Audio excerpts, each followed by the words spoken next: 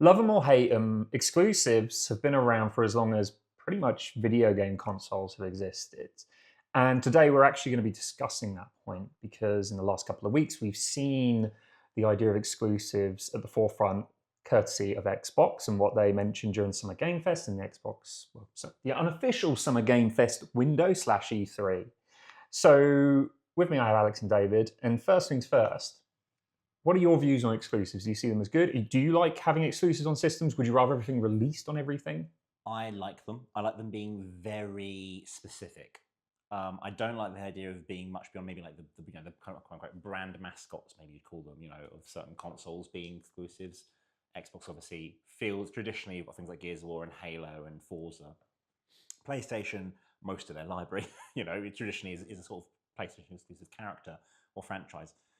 Maybe a bit lighter on the PlayStation side, but I like there being a few that you sort of regularly look forward to keep you coming back to a console, but not loads, not all the time. Mm-hmm. Yeah, I agree. I think it's something, like you said, Ryan, it's something we've been used to ever since we started playing games. And for me, that's going back to the 80s. And, they even existed then. So it's difficult to imagine a future where there aren't exclusive. But clearly, I think it's getting a little bit more watered down these days than it has been previously. No, definitely. I'm in two minds. I think that they do, of course, they add value to your system. There's a reason to purchase it that you're not going to find anywhere else. I mean, that's why I think Nintendo have been so successful. We've never seen Mario on another console. The closest we've gotten to that is when they've released these games on smart devices, and that didn't exactly work out as I think successfully as everyone expected. So I think they've sort of pulled back on that. But you are right. I do agree in that we are seeing less of these exclusives, particularly from third parties. Third parties you would see a lot in terms of the Persona series, in terms of Final Fantasy, whereas now, you're going to see those on all the platforms. But to get back to what really started this conversation in the office was Xbox's messaging, shall we say, and to a degree, PlayStation's as well with their state of play. Alex, you mentioned earlier on that in the state of play, they focus more so on exclusives as opposed to multi-format games. And did you see that as a smart strategy, or I saw it very much as the PlayStation strategy. They normally do that. They normally, especially in shows this big, they will bookend with their big ones and maybe have some sprinkled in, and it feels a bit more of an experience in that way of going, oh, it's a PlayStation show, I'm going to have a PlayStation experience. And it feels a lot more geared towards someone who is watching with their PS5 in the corner of the room. The Xbox One, comparatively fun, but you're kind of going into an Xbox show knowing it's Microsoft, knowing it's going to be on PC for all the time anyway, or it's going to be, one of the studios they own that doesn't stick to keeping it console exclusive, which is a lot of them nowadays, until that show at least, So yeah, it's certainly, the PlayStation 1 certainly felt like a bit more of a PlayStation console-led show, like they normally do. They grab the headlines, don't they? I think, I'll go into this in a bit more detail because we've got a bunch of stats and insights around it. But the state of play ones, there are only a handful of titles in there, but they were the ones which generated the big headlines. I mean, if we look up the lineup across the rest of this year and next year, on Sony's side, we have Wolverine, of course, being their big tentpole release at the end of the year. Sony have taken a different stance now, where it used to be they would release these games for PC, but now it seems they're pulling back on that, making them not just console exclusive, but exclusive. Next year, we know they've got Until Dawn, and we know they've got the new God of War as well. On the Xbox side, who have very much been, hey, we see Xbox as a I don't know what the word you want to use, as an idea rather than a console. Yes. But now we're seeing two of their games, Gears of War and Clockwork Revolution, now Xbox and I assume PC exclusive as well. Then, of course, Nintendo probably has the highest amount of exclusive. I don't know why I'm looking at my screen because none of these games are on here, but we have Star Fox coming out in the space of a week and a bit. We have Rhythm Heaven. We have a new Splatoon. We have a new Xenoblade coming next year. We've got, of course, The Legend of Zelda Ocarina. I mean, there's more and more beyond that, of course, and that I think is what Nintendo have positioned themselves as, is a place to experience their first party games, and that's where a lot of the attention tends to be. So there are exclusives, big and small, out there, But as we've said, compared to in the past, maybe not so many, especially from a third-party perspective. I mean, listening to that lineup, do you think that all of them are going to see a high level of success because they're exclusive? Do you think they perhaps are better? Any of those are better suited to be released on other platforms? I think Nintendo have always led the charge in being so exclusive that their technology, their hardware is as exclusive, and it sort of goes hand in hand. You don't see, like you said earlier, you don't see Mario on other consoles. But I don't expect him to work well on other consoles. Sort of. It does feel like, I think one of the benefits of having a first-party exclusive is it's usually like a good demonstration of here's how to use this tech properly and best. They've done Sony have done that a lot with with God of War. All the God of War games are beautiful graphics and environments and particle effects and things, which are all things that PS5 excels at because it can power through all those sort of scenes. In a similar way that Xbox is quite a fast console, so you sort of get a lot of things like racing games like Forza or fast-paced action scenes like Gears of War can do, like Halo can do. Yeah. Plays the strengths. I mean, it was interesting when we looked at the showcases. Going over just over 2 weeks, wasn't it? State of play now. The state of play in the Xbox showcase, particularly, like I said, there was just a handful of those. 5 across the 2 shows, but it felt like they dominated the conversation. Again, I'll come on to that. But overall, across the 3 first-party shows, there were 95 individual titles, and 26 of those were exclusive. The majority of those were in the Nintendo Direct, which I think is what we'd expect, right? And it's definitely, Nintendo has a much broader breadth of exclusives, right, from your big titles, if you want to include Star Fox within that, your Zeldas, right the way through to much smaller titles, where it feels like PlayStation, Xbox really focusing just on these huge hitters now, and that was evident in the showcases. Do you think a game will see more attention because of its exclusivity, or do you feel that it would see just as much attention if, for example, Sony said God of War coming out for Xbox and PC as well? I think it allows, or PlayStation and Xbox in particular, to really focus their messaging around that game. So I think that amplifies, amongst the broader press and social media. I think that amplifies that messaging in particular because they are totally focused on that. I think these almost sort of transcend sort of the standard AAA games in some ways, because they are being totally pushed and focused on by Sony and by Microsoft. Would you say nowadays that exclusives are system sellers? Do you think that they are the games that are driving people to pick up consoles, or do you think there are other underlying reasons? I think it depends on the console. I think Xbox, it hasn't been the case for a while. Not just because they moved away from exclusives for a little bit, but also because we're trying to. Do you think it might be Game Pass? Possibly. I mean, so much. I mean, Game Pass is the one reason you'd get an Xbox. That's quite an opinion, but it is my opinion. It's so much in one package. Even with the cost going up, you can look at that and go, okay, the exclusives involved in that are good, and I don't need to pay extra for them. That's the bundle I'm getting with the Xbox. Whereas Sony, yes, a lot of really fantastic games, but you do have to sort of experience them on that console, and it does feel a bit more maybe like I guess an extended purchase. You have to keep putting your money in, and obviously Game Pass is a subscription, but it's a much lower amount than you would pay for a new game every couple of times a year, maybe. I think Nintendo is.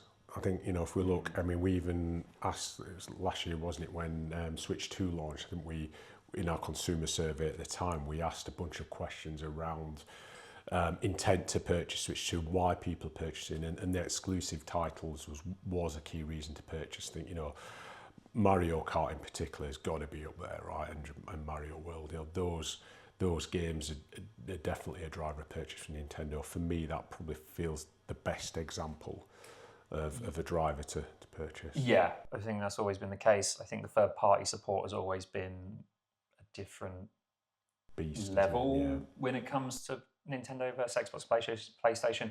I think it used to be a case of, maybe to some degree it still is, where your choice between PlayStation and Xbox would be dependent on the exclusives, the first-party exclusives. Third parties are going to come to both platforms most of the time.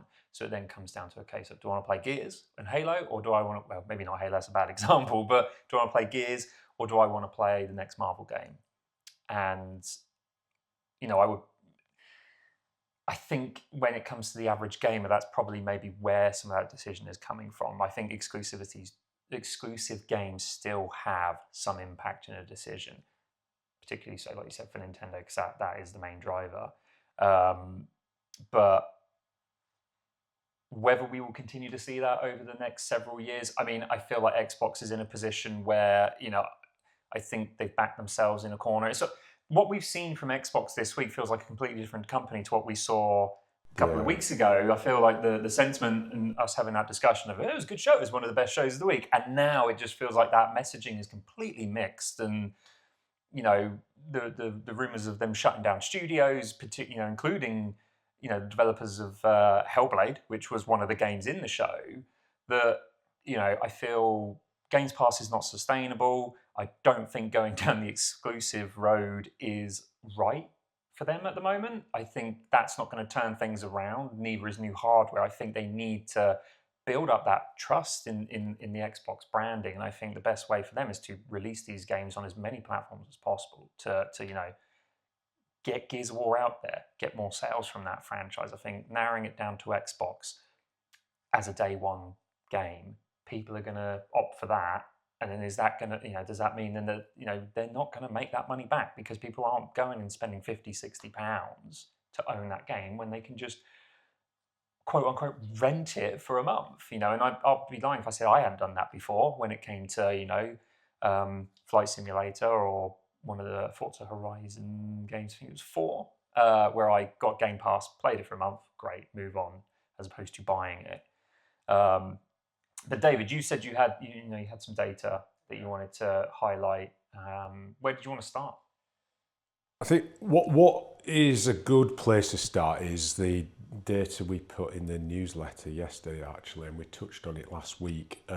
In particular, when we're looking at the buzz around the titles from the first show, which was State of Play, going back, say, over 2 weeks ago. And if we look at the 2 weeks since then, we can see that the top 15 titles, the buzz was dominated by titles featured at Showcase, and I'm including Summer Game Fest within that. And the top title was God of War Warfare, number one, by some comfortable margin, just ahead of Fortnite. Now, Fortnite's a bit of a tricky one because anytime it's mentioned in any show, it gets featured. So there are only a handful of titles which weren't featured in any showcase which were in the top 15. So those were GTA 6 and EA Sports FC 2026. So everything else was in a show. And it was the two big exclusives from Sony's State of Play, God of War Warfare and Marvel's Wolverine, which did seem to get the most attention. Wolverine was fourth, 007 First Light was third, but Wolverine's fourth. So you've got the two of the top titles in State of Play were in the top 4 overall. So yeah, quite interesting to see that discussion continue and dominate. And particularly with those 2 platform exclusives as well. Gears of War E-Day was further down the list. It was 10th overall, but obviously it didn't quite have the time to build that buzz compared to State of Play. And I do think there was a benefit, and I know we touched on this in last week's session, on going early for State of Play. I think it had 3 or 4 days breathing space to push, get more engagement from gamers, get more engagement from journalists as well, to push, I get effective that narrative in that games. Whereas when we got to the weekend, Summer Game Fest, and we just got that blizzard of showcases. So I definitely think that helped. So overall, yeah, the exclusives, did do well. Warfare, Wolverine, Gears of War E-Day in particular, were the ones which sort of were in that top 15. How did Until Dawn 2 perform? Much further down the list, actually. Which is an exclusive, so it's not necessarily a rule that applies to everything, I suppose. It was the big titles, God of War Warfare, Marvel's Wolverine, Gears of War E-Day were the big 3 in terms of the exclusives. And obviously the Nintendo Legend of Zelda as well did really well. See, it's interesting. I mean, those are 3 games that had extended segments. Do you think that had any, rather than the fact that they are exclusives, could it not be tied to the fact that they one of them opened the PlayStation State of Play, one of them closed it, and then Gears of War, of course, had its own showcase at the end of the Xbox. Yeah, absolutely. Extended segments, just a generally, obviously, a huge strategic decision to place much more emphasis on those. I think that absolutely helped. Getting the buzz heightened, instead of just top and tailing with these titles, well, definitely helped. Mm-hmm. Do you think, and there's been a lot of discussion online about this, do you think Nintendo's approach was right with their big exclusive for the end of the year in the way that they revealed that game?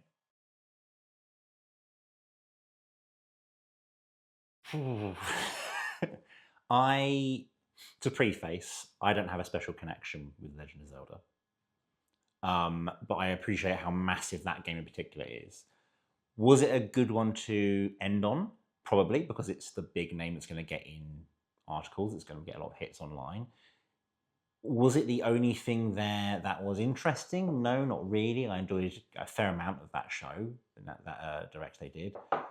But it was the only thing that I left the show remembering very well. A lot of the other stuff in there was not exclusive for a Nintendo Direct. That was a very heavy third-party show for them. And that being right at the end there, being the official reveal for what's been, rumoured for a long time, did feel a little bit like they had to put it there rather than they sort of planned it in any way. I know it's been sort of heavily rumoured more recently. But it was an entertaining one, but I don't know if it was really... I don't know if it really sold me the way it might have sold die-hard fans, which is, I think, maybe the way a lot of Nintendo games and franchises go, because they've got that history of having their own exclusives that never go anywhere. So obviously we measure the buzz. We call it Flair. Yeah. Which measures across press and social media the quantity of activities, but also the quality of activities. And Zelda's actually 5th overall in terms of that buzz for that 2-week period. So it performed really well across both press and social media. But everything else in that show, from Nintendo's point of view, or particularly its exclusive titles and its own titles, were way down the list. So it was the only one really what sort of really stood out there. Why do you think it did so well when very, very little information was given about that game, compared to, of course, some of those others you mentioned where we got a lot of information about those titles? What is it that you feel was different about this announcement that managed to push it to 5th overall? I mean, it's just iconic, right? I don't play the game myself, but there's just a huge fan base who will literally hang on every word of what's been said about that franchise. I think obviously Nintendo lean into this, to a huge degree. Yeah, I agree. I think, like I said a minute ago, it's such a legendary franchise, and it has been so rumoured for so long that this was like a big, almost explosion in the community sense. So finally they had something to confirm it was coming, and finally it was real. And that probably got a lot of, I'm assuming that's where a lot of that buzz comes from online, about people sort of finally being so excited they can say something and not seem like they're just, shooting in the dark sort of thing. Yeah. From a share of voice perspective, do you think there was a way in which they could have perhaps pushed that game to be a potential #1 contender of, the highest amount of discoverability on the internet and just discussion ongoing? Or do you think the way they revealed it was the right move, the way, that give them little to tease for something bigger where we'll reveal down the line? Because what do you think that next move is for Nintendo for an exclusive like that? They said at the end of that it's coming this year. They haven't got much time to do much else with it. Knowing Nintendo, we're probably not going to see anything until it looks pretty much finished, or is pretty much finished. I'd imagine it's probably. Or it probably is there already, sort of thing. So I expect, like most of the time, Nintendo exclusives, we're just going to see a big old gameplay trailer at some point, and all feel blown away. Hopefully, But when that's going to happen, I don't know. Assumably leading into November.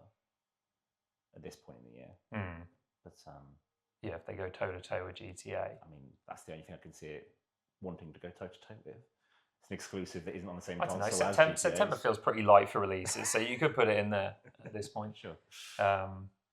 But interestingly, when we've looked at store visibility for PSN and Xbox Live, you can see differences between these platforms in terms of the support of their own titles, exclusive in-house developed titles versus third parties. Did that reveal anything during the last couple of weeks? Yeah, it's fascinating to look at the PlayStation Store and Xbox Store actually these last couple of weeks, because usually, we're tracking this on a daily basis. Again, we're looking at the number of placements on store, but also the quality of those.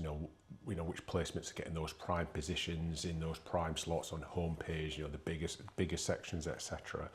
And usually, when we look at that week on week, there isn't a great deal of change. Sony's PlayStation Store tends to be a little bit more dynamic. We tend to get a little bit more change, a few more third-party titles.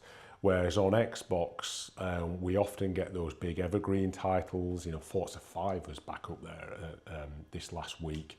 Fortnite always, it's always a recurring title. These big evergreen titles, they're mixed in with, Game Pass titles, first-party exclusives. But what we saw directly after each of the showcases, so if we look at the PlayStation showcase in particular, in terms of overall discoverability, the most discoverable title was Fortnite. Again, it's a bit annoying when Fortnite gets brand name, because there's always something going on, right? And it's got such a huge player base. But number 2 was Modern Warfare 4, which I thought was pretty interesting, that it was actually above Wolverine. God of War Warfare is much further down because it's not available to pre-order yet, so it's only pushing titles which you can actually pre-order and either play now or further down the line. Wolverine was actually 6th, so it was, even though it's featured in State of Play, it didn't make it right to the top. Whilst it featured it heavily, it wasn't right at the top. But going slightly further down, God of War Ragnarok was 8th, so pushing that franchise still, but it's always one of those evergreen titles on the PlayStation Store. But interestingly, 14th, featuring fairly highly overall, was Halo Campaign Evolved. So obviously an Xbox title which has been pushed fairly significantly on the PlayStation Store. And then Fable was sort of much further down, around 26, 27 down the list, but it's still in the top 30. So PlayStation is starting to push those Xbox titles, those new titles.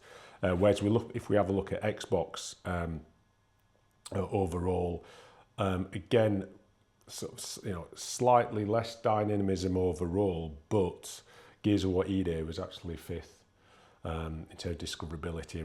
Requiem was still number 1. But out of the top 9 titles, 6 of them were featured in the event. So it was pushing, whilst it was a lot of familiar titles and familiar franchises, it was pushing its own titles there. So, perhaps not as dynamic as it could have been, but certainly a big change compared to the previous week. So, it was pushing its own titles overall. I think 5 out of the top 9 were titles featured at the showcase. Just to round things up, I have a question. As we get towards the end of the year with the smorgasbord of releases we have coming out, besides the obvious, and I'm sure you can figure out what title I'm talking about, are there any games that you see that are going to be on par or see similar levels of discussion with press and with influencers getting involved from third-party multi-format games and exclusives? Do you see any of those multi-format games that could stand toe-to-toe in a way in terms of share of voice? I don't think anything is going to come close to GTA 6 in terms of... Beside the obvious, that was the obvious one.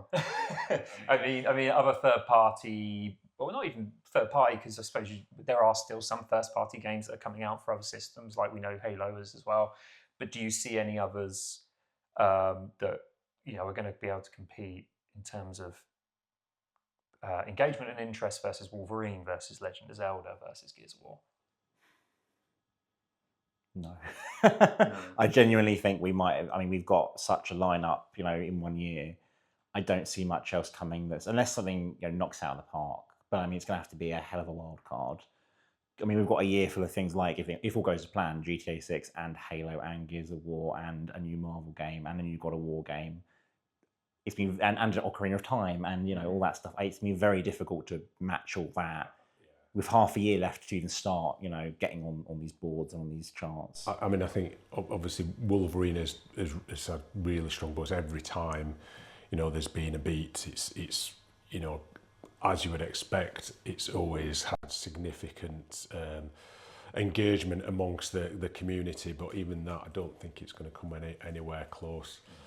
We've got a huge September and October coming up, particularly those last 2 weeks in September. I think the first week in October, as we discussed last week, is going to be mammoth, and it's going to be difficult, really, I think, to compete for attention in that space, not just from a sales point of view, but actually from a marketing point of view as well, and a store positioning. And it's going to be fascinating to see the discoverability charts around those 2 to 3 weeks in that period. I think we will see PlayStation, Xbox continue and really double down on their own titles.